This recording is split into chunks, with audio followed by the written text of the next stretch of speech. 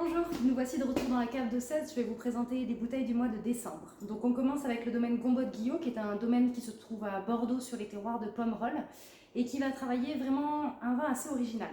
100% Merlot. Déjà on a une bouteille bourguignonne à Bordeaux, c'est un sacré pied de nez.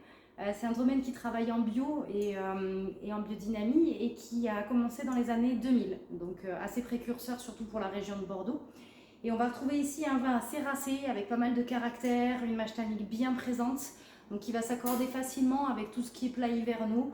Donc vous avez notamment, alors moi je sais que j'adore faire par exemple les jours braisés qu'ensuite je fais cuire avec notamment du vin rouge et qui vont vraiment avoir une texture très fondante, la gélatine qui apporte un petit peu de gras et qui va permettre justement de venir assouplir ces tanins, pendant que les tanins, eux, vont contrebalancer justement ce côté gras et riche apporté par l'ajout.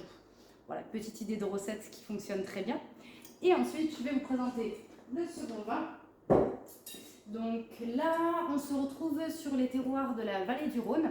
Donc c'est un assemblage avec 80% de Grenache et 20% de Mourvèdre.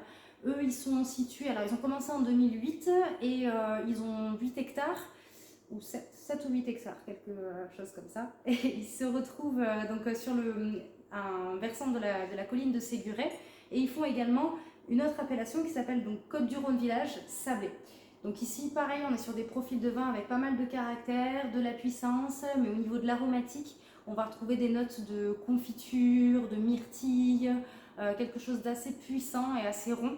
Donc pareil, on va venir l'associer bien sûr avec des viandes, mais on aura quand même un profil plus accessible que sur le Bordeaux paysan qui lui nécessitera vraiment d'avoir du caractère en face et des arômes pour pouvoir être apprécié. Merci et passez de bonnes fêtes.